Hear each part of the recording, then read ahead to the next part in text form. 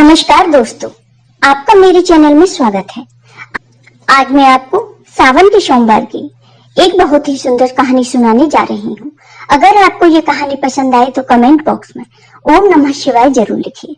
साथ ही अगर आपने अभी तक मेरे चैनल को सब्सक्राइब नहीं किया तो सब्सक्राइब कर लीजिए और बेल आइकॉन पर क्लिक जरूर कीजिए, जिससे हमारी वीडियो के नोटिफिकेशन आपको मिलते रहें। अब सुनिए ये कहानी। किसी नगर में एक सेठ अपनी पत्नी के साथ रहते थे। सेठ जी बहुत ही धार्मिक थे और भगवान शिव के परम भक्त थे। वो रोज भगवान शिव का पूजन करते थे। कुछ दिनों बाद सेठानी ने एक पुत्री को जन्म दिया, लेकिन पुत्री के जन्म के समय सेठानी की मृत्यु हो गई, तो उनकी पुत्री का नाम दुखनी रखा गया। सेठानी की मृत्यु से सेठ बहुत दुखी रहते थे।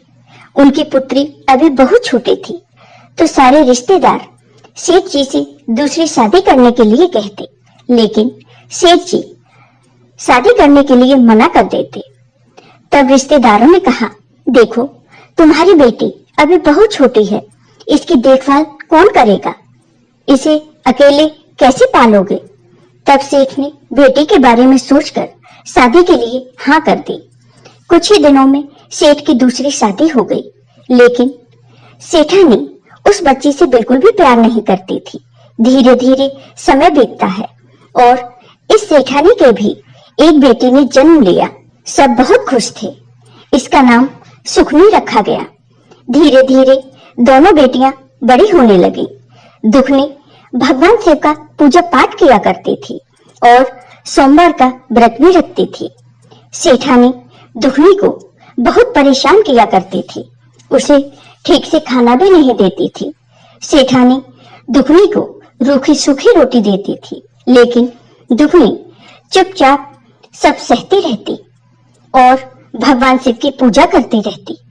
जब सेठ की दोनों बेटियां विवाह योग्य हो गईं, तो सेठ ने अपनी दोनों बेटियों के लिए रिश्ता ढूंढना शुरू कर दिया। तब एक दिन सेठानी ने सेठ जी से कहा कि तुम दुखनी के लिए सबसे गरीब लड़का देखना।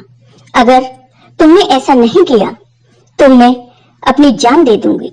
सेठ जी ने अपनी पुत्री का विवाह बहुत ही गरीब लड़के से कर दिया और दूसरी पुत्री सुखनी का विवाह एक अमीर घर में कर दिया। सुखनी और दुखनी दोनों बहनें अपनी अपनी ससुराल चली गईं। दुखनी का पति बहुत गरीब था और वह कुछ काम भी नहीं करता था। दुखनी ही दूसरों के घरों में काम किया करती थी और अपनी गुजर बसर कर रही थी, लेकिन उसने शिव जी की पूजा करना और सोमवार का व्रत रखना नहीं छोड़ा। सावन के महीने में वह हर रोज मंदिर जाती और सावन सोमवार का व्रत भी रखती। धीरे धीरे समय बीतता है और दुखनी और सुखनी दोनों बहनों के बच्चे भी हो जाते हैं।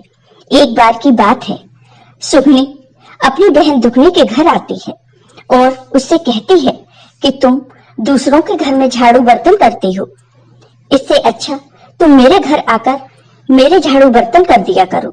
मैं तुम्हें पैसे दे दिया करूंगी और बचा खुचा खाना भी दे दिया करूंगी। दुखनी मान जाती है और वह अपनी बहन के घर काम करने जाने लगती है। उसकी बहन उसे बासा कुसा खाना दे दिया करती थी। दुखनी वही अपने बच्चों को लाकर खिला देती थी। एक बार की बात है, दिवाली का त्योहार था, तो सबके घर पकवान बनाए जा रहे थे, पूड़ियां बन रही थी।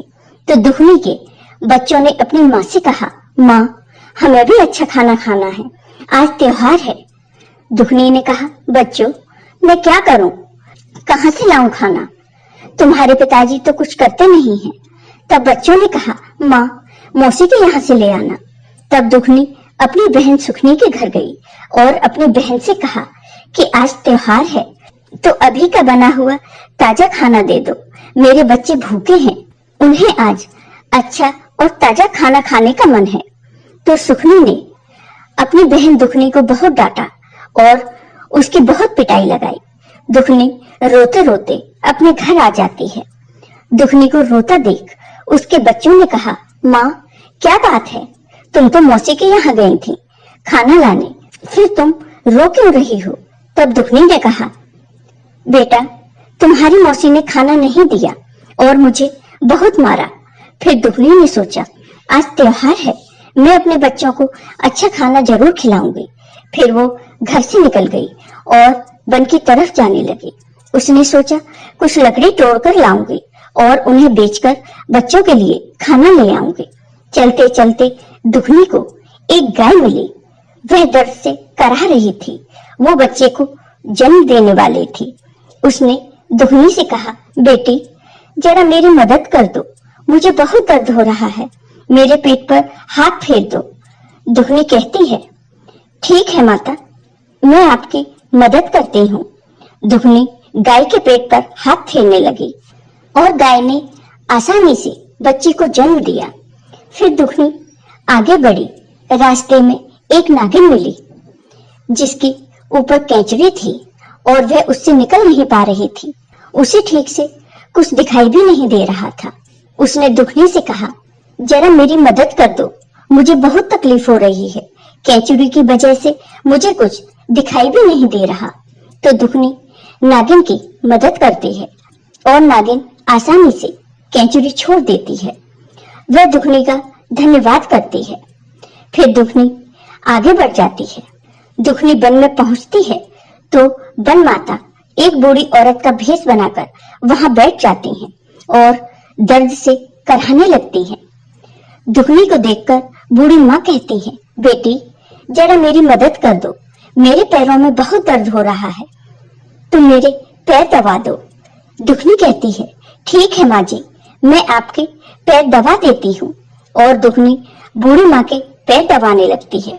फिर कुछ देर बाद दुगनी जाने लगती है तो बूढ़ी माँ कहती है, बेटी मेरे पास एक पोटली है, इसे तुम ले लो।